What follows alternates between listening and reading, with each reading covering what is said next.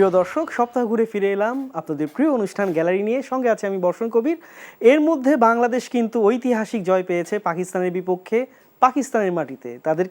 তাদের মাটিতে 10 উইকেট হারিয়ে সিরিজে এগিয়ে আছেন শান্তরা 1-0-তে, যা এক অর্থে ঐতিহাসিক শুধু নয়, বর্তমান পরিস্থিতি বিবেচনায় এটা অমূল্য এক জয়। বাংলাদেশের ক্রিকেটের অনেক ব্যাপার নিয়েই আমরা কথা বলবো, যেমন বাংলাদেশের মাঠের পারফরমেন্স, সেভাবে নতুন তৈরি হওয়া বোর্ডটা কিভাবে আসলে ফাংশনাল হবে, টেবিলের খেলাটা কেমনভাবে ফারুক আহমেদরা খেলতে পারেন, সেসব বিষয় নিয়ে কথা বলতে আজ আমরা স্টুডিওতে আমন্ত্রণ জানিয়েছি বিসিবির সাবেক পরিচালক খন্দকার জামিল উদ্দিনকে। জামিল ভাই, আপনাকে স্বাগত আমাদের স্টুডিওতে। ধন্যবাদ। জামিল ভাই, আপনারা যখন শুরু করেছিলেন, মানে 21 বছর লাগলো, ওই হিসাবটাও যদি করি 2003-এর দিকে আপনাদের যে বোর্ড ফর্ম করা হয়েছিল, 21 বছর পর পাকিস্তানের মাটিতে পাকিস্তানকে হারানো, মানে একজন অর্গানাইজার হিসেবে আপনার কাছে কতটুকু স্মুথ মনে হয়? এটা তো আসলে ভীষণ স্বস্তির একটা বিষয়। আপনাদের নিশ্চয়ই মনে আছে 2003-এ এই জয়টা কিন্তু আমাদের 21 বছর পর আগেই পাওয়ার কথা ছিল। তখন যদি ডিআরএস থাকতো তাহলে নিশ্চিতভাবেই 2003-এই আমাদের এই জয়টা চলে আসতো। রশিদ লতিফের সেই ক্যাচটা, হ্যাঁ, না, ইনজামামের যে ইনিংসটা আমার তো মনে হয় ইনজামাম নিজেও কিন্তু বলেছে খেলা শেষে যে আমি সম্ভবত আউট ছিলাম, যে তাকে যে রফিকের বলে, এবং কাপল অফ টাইমস তাকে কিন্তু স্টিভ বাকনার আমাদের সাথে অত্যন্ত বিমাতা সুলভ আচরণ করেছেন সেদিন, এবং আমাদেরকে এবং রফিককে অ্যাপিল করার জন্য তাকে ধমক দিতেও দেখা গেছে মাঠে। আমরা এখনো পরিষ্কার চোখ বন্ধ করলে আমি দেখতে পাই মুলতান টেস্টের কথা বলছেন। মুলতান টেস্টে সেইখানেই তো আসলে আমাদের এই জয়টা পাওয়ার কথা ছিল। বাট আলহামদুলিল্লাহ 21 বছর পরে হলো সেই ক্ষত শুকিয়েছে। গতকালকে বিশাল জয়, পাকিস্তানের মাটিতে পাকিস্তানকে 10 উইকেটে পরাজিত করা, এটা চারটিখানি কথা না। এটা এর আগে কখনো পাকিস্তানের মাটিতে পাকিস্তান এটা উইটনেস করেনি। তার মানে প্রথম তারা উইটনেস করলো, এবং তাও বাংলাদেশের কাছে। এবং যে টেস্টটা বাংলাদেশ কালকে জিতলো, আমার মনে হয় যে প্রতিটা বিভাগেই বাংলাদেশের আধিপত্য ছিল। আপনি ব্যাটিং বলেন, বোলিং বলেন, ফিল্ডিংও কিন্তু বাংলাদেশ কিন্তু খুব একটা কিছু যে স্লিপ করেছে, একটা শুধু উইকেট কিপার লিটনের একটা ক্যাচ মিস আমরা দেখেছি, তবুও যদিও এটা কঠিন ক্যাচই ছিল, বাট এছাড়া কিন্তু কোনো ল্যাপসেস আমরা ফিল্ডিংয়ে কিন্তু সেভাবে আমাদের চোখে পড়েনি। দুর্দান্ত বেশ কিছু ক্যাচ ছিল, লিটনের ছিল, এবং সেখানে নিশ্চয় সালমান আগার যে ক্যাচটা সাদমান ধরলো, অ্যাবসলিউটলি ফ্যান্টাস্টিক। সুতরাং সব বিভাগেই কিন্তু বাংলাদেশ শ্রেষ্ঠত্বের পরিচয় দিয়েই ম্যাচটা নিজেদের করে নিয়েছে। আমি বিশেষভাবে বলবো মুশফিকুর রহিম, কি অসাধারণ একজন প্লেয়ার। আপনি দেখেন 37-38 বছর বয়স ছেলেটার, এখনো কি অসাধারণ ফিটনেস, 9টা ঘন্টা সে টানা ব্যাটিং করলো। এরকম ফিটনেস, এরকম অসাধারণ একজন প্লেয়ার আমরা আবার কবে পাবো আমরা জানি না। আমাদের দুঃখটা এইখানে যে গত 17 বছরে আমরা এই মুশফিক, সাকিব, মাহমুদুল্লাহ, তামিমদের তৈরি করতে পারলাম না, এবং এখনো আমাদের ওই জয়ের পিছনে তাদেরই ভূমিকা নিতে দেখা যায়, তাদেরকেই আমরা লাইমলাইটে দেখি, এখনো তাদের দিকেই বাংলাদেশকে তাকিয়ে থাকতে হয়। এটা যেমন একটা আমাদের জন্য একটা গর্বের যে এখনো ওই ছেলেগুলো বাংলাদেশকে টেনে নিয়ে যাচ্ছে, তেমনি হতাশারও যে এদের বিকল্প, এরা তো আর যুগ যুগ ধরে খেলবে না, এদের বিকল্প আমরা এখনো তৈরি করতে পারিনি। সুতরাং সব মিলিয়ে এই জয়টা আসলে অনেক স্বস্তির একটা জয়। বিশেষ করে টেস্ট ম্যাচে কিন্তু বিদেশের মাটিতে আমরা হাতে গোনা কয়েকটা ম্যাচ, 3টা বড় জয় আমাদের, নিউজিল্যান্ডের সাথে একটা, শ্রীলঙ্কার সাথে একটা, পাকিস্তানের সাথে একটা। ওয়েস্ট ইন্ডিজ যে দলের সঙ্গে আমরা জিতেছি সেটা দ্বিতীয় সারির একটা দল ছিল, এছাড়া আমরা জিম্বাবুয়ের সঙ্গে বিদেশের মাটিতে টেস্ট জিতেছি। তো সব মিলিয়ে অসাধারণ একটা জয়, এবং hats off to Shanto and his team. এই জয়ের অমূল্য বলছিলাম শুরুতে, আপনি বলেছেন যে অসাধারণ স্বস্তিদায়ক একটা ব্যাপার। পুরো দল হিসেবে বাংলাদেশের খেলার পেছনে নেতৃত্ব গুণটা কেমন আপনি দেখছেন শান্তর? দেখেন, শান্ত একজন কোয়ালিটি ব্যাটসম্যান, যদিও সাম্প্রতিক সময়ে তার ব্যাটে রানের খরা চলছে, বাট তা সত্ত্বেও সে কিন্তু মাঠের দলকে কিন্তু ভালোভাবেই নেতৃত্ব দিচ্ছে। সাম্প্রতিক সময়ে একটা শোতে আমি বলেছিলাম, আমাকে জিজ্ঞেস করা হয়েছিল আপনি 10-এ কত দিবেন শান্তকে, আমি কিন্তু তাকে 8 দিয়েছিলাম। কারণ মাঠে তার যে নেতৃত্ব গুণ, যেভাবে সে দলকে পরিচালনা করছে, বোলিং চেঞ্জ থেকে শুরু করে সব কিছুতে যে বুদ্ধিদীপ্ত একটা ব্যাপার তার মধ্যে দেখতে পাচ্ছি, আমি মনে করি অসাধারণ নেতৃত্ব দিচ্ছে সে। এবং সবচেয়ে স্বস্তিদায়ক ব্যাপার হচ্ছে দলে যারা সিনিয়র ক্রিকেটার আছেন তারা তার সেই নেতৃত্বটাকে ইন্সপায়ার করছে, তার নেতৃত্বটাকে তারা সামনের থেকে পিছন থেকে তাকে সামনে দিয়ে যাতে সে ভালো নেতৃত্ব দিতে পারে তাকে সাপোর্ট করছে। এই সাপোর্ট করাটা কিন্তু ইম্পর্টেন্ট। আপনি দেখেন সাকিবের মতো, মুশফিকের মতো প্লেয়ার আছে, মিরাজের মতো প্লেয়ার আছে, ওরা কিন্তু প্রত্যেকেই শান্তকে সাপোর্ট করছে। এবং আমি মনে করি এই সাপোর্টটা তাকে আরও বেশি ভালোভাবে নেতৃত্ব দেওয়ার ক্ষেত্রে তাকে ইন্সপায়ার করছে, এবং সে এখন পর্যন্ত বিদেশের মাটিতে প্রথম সফরেই তার সে জয়ের দেখা পেয়েছে। অবিশ্বাস্য একটা বিষয়। নিউজিল্যান্ডের বিপক্ষেও উনি কিন্তু ওয়ানডে সিরিজটা ট্রাই করে আসছিলেন ইয়েতে, প্রথমবার বাংলাদেশ। তো মানে মনে হচ্ছে যে আমরা যে ক্যাপ্টেন হিসেবে, সুতরাং বাট এই মুহূর্তে আসলে ক্যাপ্টেন হিসেবে সে ভালো করছে, বাট তার ব্যাটে রান কিন্তু আসতে হবে। কারণ ক্যাপ্টেন আমরা জানি যদি সামনের থেকে নেতৃত্ব না দেয় তাহলে দলের উপর সেটার প্রভাব পড়ে। সুতরাং আমি মনে করি যত তাড়াতাড়ি শান্ত রানে ফিরবে বাংলাদেশের জন্য সেটা অত্যন্ত একটা ইতিবাচক দিক। এবং আপনি দেখেন, আপনি একজন ক্যাপ্টেন যখন রান পাবে না তখন তার মধ্যে কিন্তু হতাশা ভর করবে, এবং হতাশার থেকে কিন্তু তার নেতৃত্ব ভুল হতে পারে। সুতরাং তাকে রানে ফেরাটা এখন আসলে মাস্ট হয়ে গেছে, কারণ অনেক দিন থেকে তার ব্যাটে আমরা রান করা দেখতেছি। এখন যদি সে রানে ফিরতে পারে তাহলে বাংলাদেশ টিমটাকে সে আরও ভালোভাবে নেতৃত্ব দিতে পারবে, টিমটাও আরও অনেক বেশি উজ্জীবিত হয়ে খেলবে। এই মানে এত বড় বড় স্কোরের পাশে সাদমানের 93 রানের ইনিংসটাকে আপনি কিভাবে দেখবেন? প্রথম ইনিংসে তো ওই ইনিংসটা মানে বাংলাদেশের একমাত্র ইনিংসে যে ব্যাটিংটা করেছেন উনি, আসলে এই যে বাংলাদেশ যে 565 রান করলো এর পিছনে প্রাথমিক ভিতটা কিন্তু সাদমানের সেই 93 রানের ইনিংস। এবং কখন? যখন সে 2.5 বছর পরে দলে ফিরল। রাইট, 2.5 বছর পরে দলে ফিরে বিদেশের মাটিতে, যেখানে পেসারদের জন্য পিচ, আমরা 4টা পেসার নিয়ে খেলছে পাকিস্তান, আমরা ধরেই নিতে পারি এটা পেস বান্ধব উইকেট। আমাদের পেসাররাও প্রথম ইনিংসে সেটা করে দেখিয়েছে। এইরকম একটা উইকেটে পাকিস্তান নাসিম শাহ, শাহিন শাহ আফ্রিদির মতো বোলারদের এগেনস্টে ওরকম মাথা ঠান্ডা রেখে 2.5 বছর পরে দলে ফেরা একটা ব্যাটসম্যান যে অসাধারণ একটি ব্যাটিং করলো, সেই ব্যাটিংটা কিন্তু অন্যদেরকে পথ দেখিয়েছে। সাদমান প্রসঙ্গে আলাপ হচ্ছিল, 2.5 বছর পর উনি খেলতে আসলেন এবং মানে অলমোস্ট ভেরি ক্লোজ টু 100, কিন্তু হলো না। তারপর নট আউট থেকে আসলে দলকে জিতিয়ে সেকেন্ড ইনিংসে উনি ব্যাক করেছেন। মানে একটা জিনিস ইম্পর্টেন্ট, সাদমানের কিন্তু এই টেস্টে খেলারই কথা। হ্যাঁ, মাহমুদুল হাসান জয় যদি ইনজুর না থাকতো সাদমানের কিন্তু দলের বাইরে ড্রেসিং রুমে বসে খেলাটা দেখতে হতো। Good luck for him. মানে আলটিমেটলি বাংলাদেশের যে ব্যাটিং টোনটা আমরা দেখছি প্রচুর বাঁ হাতে, এর মধ্যে 3 নম্বরে আসলে অধিনায়ক শান্তও আসছেন। শান্তর ব্যাপারটা নিয়ে আপনি বলছিলেন, মানে শান্ত ম্যাচ শেষে কথা বলেছেন এই টেস্টটা আসলে বাংলাদেশের জন্য কতটুকু গুরুত্বপূর্ণ, সেটা জয়টা, সেটা উনি এক্সপ্লেনও করেছেন। আমরা একটু ওনার কথাটা শুনে আমরা আলোচনা। যখন দেশের হয়ে মাঠে নামেন, আমি যতটুকু বুঝি অনেক ডেডিকেটেড একজন মানুষ, টিমের জন্য জেতার জন্য যা যা করা দরকার সব কিছু করেন।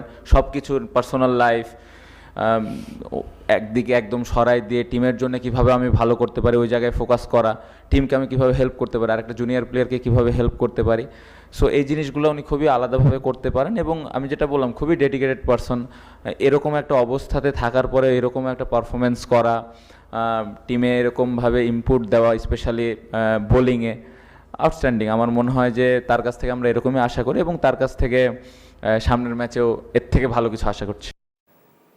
মানে সাকিব ইস্যুতে উনি কথাগুলো বলছিলেন। সাকিব, আপনি জানেন, আপনি সম্প্রতি কথা বলেছেন এ ব্যাপারে যে একটা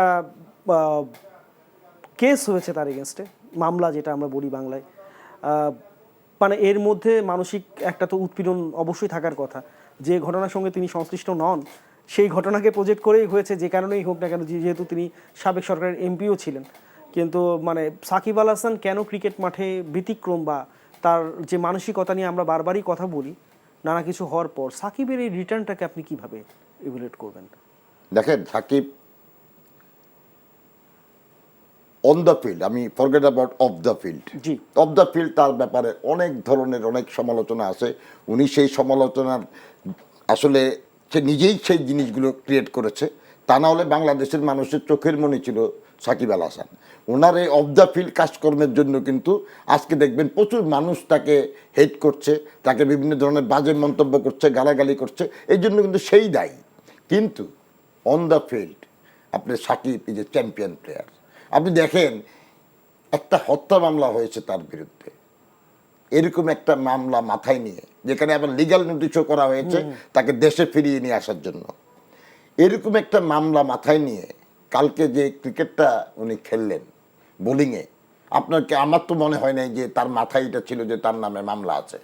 সে একজন পরিপূর্ণ ক্রিকেটার হিসাবে নিজেকে পুরোপুরি সঁপে দিয়েছে এবং দলকে জেতাতে কার্যকরী ভূমিকা পালন করেছে। আপনি দেখেন যে দুইটা ইম্পর্টেন্ট উইকেট কিন্তু ব্রেক থ্রু কিন্তু করেছে সে, বিশেষ করে সাউথ শাকিলকে যেভাবে সে প্রথমবার স্ট্যাম্পিং এর ফাঁদে ডাক মেরেছেন, মানে ওইখানেই আসলে পাকিস্তানের খেলাটা অনেকটাই ছিটকে তার মানে কি মিডল অর্ডারটা উনি ভেঙে দিয়েছেন।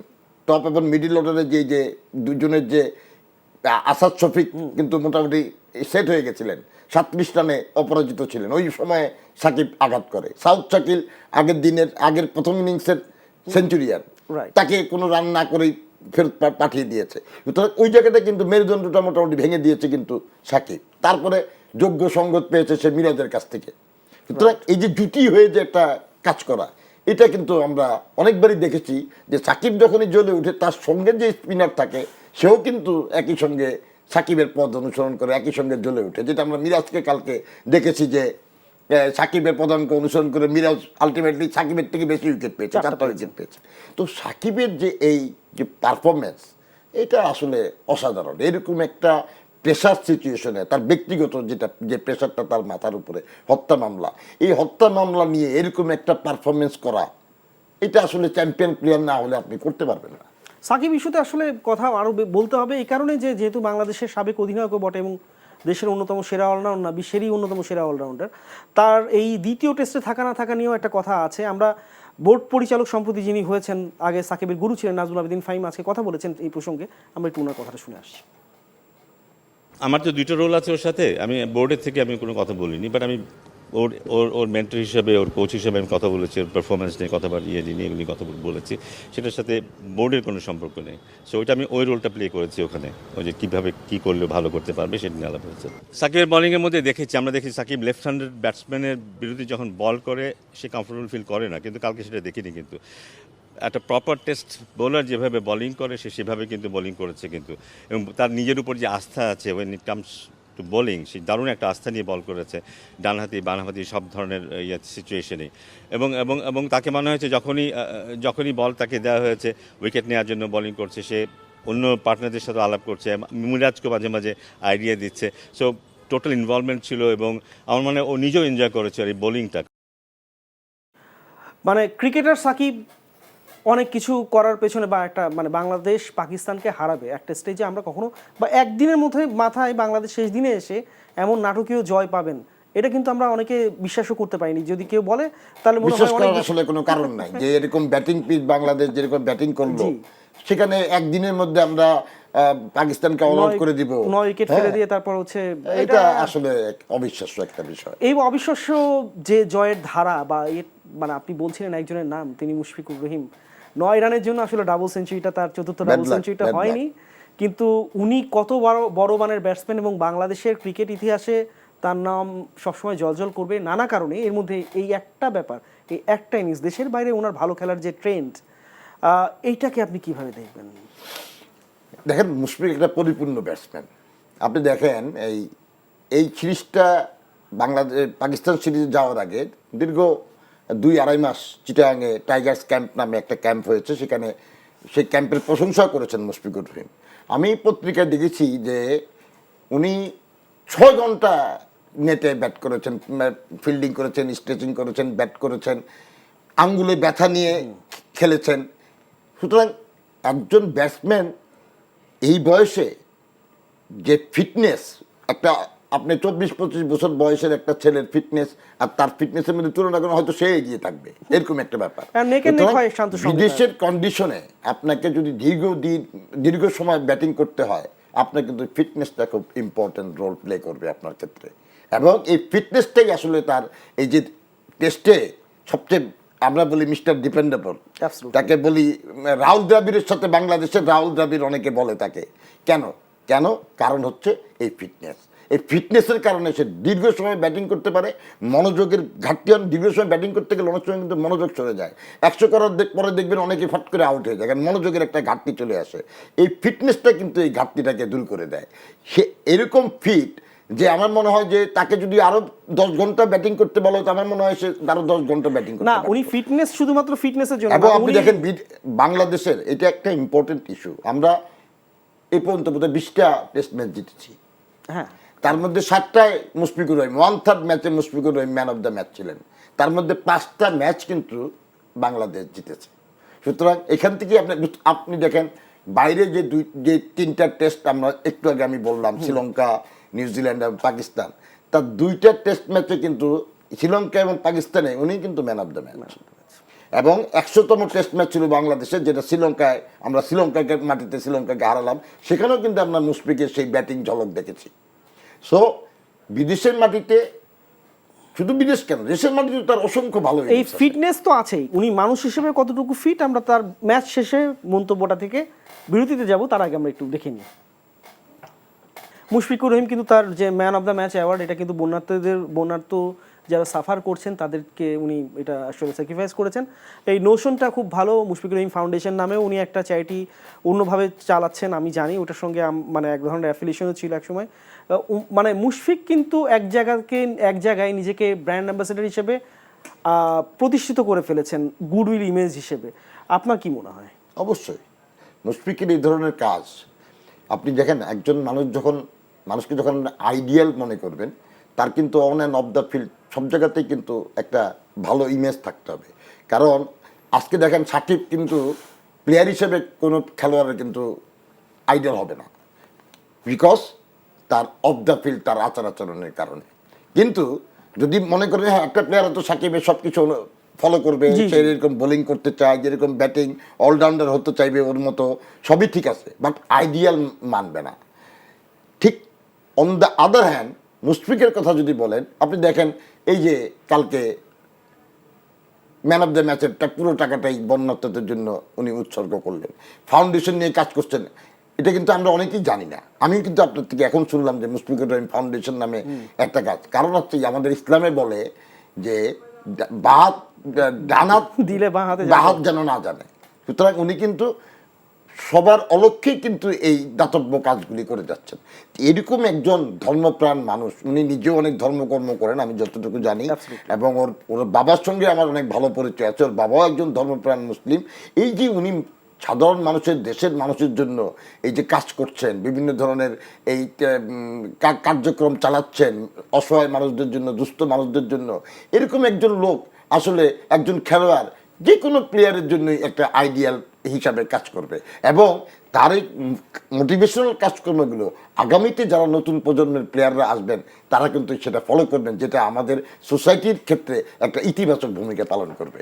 এবং এর মধ্যে ইতিবাচক একটা ব্যাপারও আছে। হাবিবুল বাশার সুমন কিন্তু মানে যদিও মুশফিকের সঙ্গে উনি সমতুল্য নন, কিন্তু পাকিস্তানের মাটিতে প্রথম ব্যাটসম্যান হিসেবে কিন্তু টেস্টে উনি সেঞ্চুরিটা করেছিলেন, কিন্তু সে সময় বাংলাদেশ জেতেনি। কিন্তু 21 বছর পর তিনি যখন আবার দেখলেন মুলতানের জায়গাটায় রাওয়ালপিন্ডিতে বাংলাদেশ জিতে গেছে, উনি একটা প্রতিক্রিয়া আমাদেরকে জানিয়েছেন।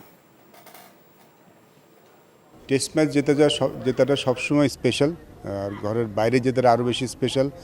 পাকিস্তানের সাথে আমরা এর আগে কখনো টেস্ট ম্যাচ জিতিনি, প্রথম টেস্ট ম্যাচ জিততাম, আরও স্পেশাল। এর আগে একটা টেস্ট ম্যাচে যেটা আমি সাক্ষী ছিলাম, যে টেস্ট ম্যাচে খেলেছিলাম মুলতান টেস্ট ম্যাচ, সেই টেস্ট ম্যাচে আমরা জেতার খুব কাছাকাছি চলে গিয়েও জিততে পারিনি, একটা দুঃখ ছিল। আজকের এই জয়টা সেই দুঃখটা কিছুটা হলেও মুছে দিল। লাস্ট 1-2 বছর পারফরমেন্স টেস্ট ম্যাচে কিন্তু বাংলাদেশ জেতা শুরু করেছে, নট এটা কিন্তু ফ্লুক কিছু না। পাকিস্তান অবশ্যই অনেক ভালো দল টেস্ট ক্রিকেটে, পাকিস্তান দলকে হারানো অনেক কঠিন একটা ব্যাপার, এটাও ঠিক। But at the same time Bangladesh কিন্তু টেস্ট ক্রিকেট ভালো করছে, সবার কন্ট্রিবিউশন আছে। ডেফিনেটলি মুশফিক এর ইনিংসটা স্ট্যান্ড আউট করেছে, বিকজ ওই ইনিংসটার জন্যই কিন্তু আমরা একটা লিড নিতে পেরেছি। ওই ইনিংসটার জন্য আমরা ওই সংগ্রহটা করতে পেরেছি যেখান থেকে আমরা পাকিস্তানকে চাপে ফেলতে পেরেছিলাম। জামিল ভাই, মানে মোদ্দা কথা হচ্ছিল বাংলাদেশের ক্রিকেট হিস্ট্রির বাক বদলের জন্য এইটা একটা ল্যান্ডমার্ক হয়ে থাকবে যদি বাংলাদেশ এখান থেকে, কিন্তু বাংলাদেশের ক্রিকেট হিস্ট্রিতে বাংলাদেশ বর্তমান ক্রিকেট বোর্ড যেটা আছে এটাও কিন্তু একটা ল্যান্ডমার্ক তৈরির খুব সুবর্ণ সুযোগ পাচ্ছে। গত 12 বছর বা যে বোর্ড পরিচালিত হয়েছে তার হাতে যে একচ্ছত্র আধিপত্য ছিল মানে একটা গ্রুপের কাছে, সেখান থেকে বেরিয়ে আসার জন্য সুবর্ণ সুযোগ এই বর্তমান পরিষদের। এবং যদিও গত বোর্ডেরই বেশ কয়েকজন এখানে কন্টিনিউ করছেন, যারা দুই একজন তো খুবই বিতর্কিত, আমি নাম না বললেও আপনি সেটা ভালো মতোই জানেন। আলটিমেটলি বাংলাদেশ ক্রিকেট টিম যেখানে সাকসেস পাচ্ছে, ক্রিকেট বোর্ডের সাকসেস রেশিওটা টেবিলের খেলা যেটা আমরা শুরুর দিকে বলছিলাম, কতটুকু সাকসেসফুলি হ্যান্ডেল করা সম্ভব? যে সময়টা এখন জি, বৈষম্য বিরোধী ছাত্র আন্দোলনের মাধ্যমে, ছাত্র জনতার আন্দোলনের মাধ্যমে যে একটা ইন্টারিম গভর্নমেন্ট প্রতিষ্ঠিত হয়েছে, যার নেতৃত্বে আছেন আমাদের অত্যন্ত সম্মানজনক একজন ব্যক্তি, Nobel laureate doctor Mohammad Yunus. ওনার যে সরকার প্রতিষ্ঠিত হয়েছে, সেখানে কিন্তু আন্দোলনটা কি হয়েছে, বৈষম্য বিরোধী, কোনো বৈষম্য থাকবে না, এরকম একটা সময় ফারুক ভাই দায়িত্ব পেয়েছেন। এখন আমরা কিন্তু সবাই তাকিয়ে আছি, যারা আমরা ক্রিকেট ভালোবাসি, ক্রিকেট পছন্দ করি, দেশের আমার মনে হয় যে বেশিরভাগ মানুষই ক্রিকেট খেলাটা পছন্দ করে, দেখতে ভালোবাসে। এরকম একটা সময় দায়িত্ব পেয়েছেন, ওনার পক্ষে কিন্তু এখন ভালোভাবে বোর্ডটা কোনো ধরনের কোনো প্রেশার ছাড়া, কোনো ধরনের কোনো ইনফ্লুয়েন্স ছাড়া কিন্তু উনি বোর্ডটা এখন চালাতে সক্ষম হবেন। এবং এই জন্যই আমি মনে করি যে যদিও মাত্র 2 জন ব্যক্তি এসছেন, ফাহিম ভাই আরেকজন যোগ্য ব্যক্তি, ফাহিম ভাই সবার জন্যই আইডিয়াল একজন মানুষ, তিনি জয়েন করেছেন ফারুক ভাইয়ের সাথে। তবে এখন ক্রিকেট বোর্ডটা কিন্তু অনেক বড় একটা বিষয়, অনেক জিনিস সামাল দিতে হয়, ঘরোয়া ক্রিকেট, ফার্স্ট ক্লাস ক্রিকেট থেকে শুরু করে অনেক বিষয়, স্কুল ক্রিকেট, অনেক বিষয় কিন্তু জড়িত।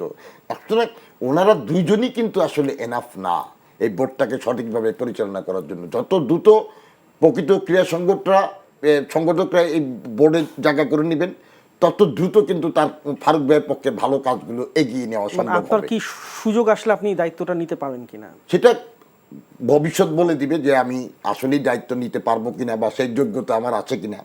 তবে বিসিবির বাইরে থেকেও কিন্তু কাজ করা যাবে, কাজ করার জন্য আপনার বিসিবিতেই থাকতে হবে এমনটা আমি বিশ্বাস করি না। আপনি দেখেন, আমি বিসিবির বাইরে গত 17 বছরে কিন্তু আপনারা আমাকে সবসময় ডেকেছেন, আমাকে মনে করেছেন। কেন? কারণ আমি ক্রিকেট ভালোবাসি, ক্রিকেট নিয়ে কথা বলতে পছন্দ করি। আপনারা মনে করেন আমার কাছ থেকে ভালো কিছু সাজেশন ক্রিকেট বোর্ড পেতে পারে, বাইরে থেকেও কিন্তু কাজ করা যায়। তবে হ্যাঁ, বোর্ডে কাজ করলে, অনেক প্রত্যক্ষভাবে কাজ করলে অনেক ভালো কিছু করা সম্ভব। এবং সেটা যদি আমি মনে করি যে হ্যাঁ এখন আমার বোর্ডে যোগ দেওয়ার সময়, এখন ভালো কিছু করার সময়, অবশ্যই আমি জয়েন করব। আমরা আসলে ফারুক আহমেদ যখন নির্বাচিত হলেন সেদিন তিনি প্রতিক্রিয়া দিয়েছিলেন, আমরা একটা খণ্ড অংশ দেখে শেষ করব। কনস্টিটিউশনে যা আছে, যে জিনিসগুলো ভালো, এগুলো সবই খুব তাড়াতাড়ি আমরা ইমপ্লিমেন্ট করার চেষ্টা করব। ভাইস প্রেসিডেন্ট দরকার, ভাইস প্রেসিডেন্ট থাকবে, আরও যা যা আছে ওইটা আমরা চেষ্টা করব। আমি পড়েছি, আমি আরেকটু পড়ে তারপর আমি চেষ্টা করব যে আপাতত যে কনস্টিটিউশনটা আছে এটাতে যা যা আছে এটা ওইটা অনুযায়ী যাওয়ার চেষ্টা করব আমরা। ন্যাশনাল টিমের আমার প্রায়োরিটি তো থাকবেই, at the same time game development, HP, তারপর আপনার যেই জিনিসগুলো আছে ফ্যাসিলিটিস, তারপর আপনার ওইদিকে গ্রাউন্ডস, এই জিনিসগুলো যে 4-5টা আছে যেটা হলো গিয়ে ক্রিকেটের ইমপ্রুভমেন্টের জন্য অত্যন্ত গুরুত্বপূর্ণ, এই জায়গাগুলোতে আমাদের ফোকাস করতে হবে। একদম শেষ মিনিটে আছি, মানে এই বোর্ডের সাফল্য রেখাটা অনেকটাই নির্ভর করছে ফারুক আহমেদের মানে যে টোনে উনি কাজগুলো করেন, সবসময় করে এসছেন, এবং তার একটা অদমনীয় একটা ব্যাপার আছে ক্যারেক্টারের মধ্যে, সেটা আসলে উনি কতটুকু রিফ্লেক্ট করতে পারবেন কাজের মাধ্যমে।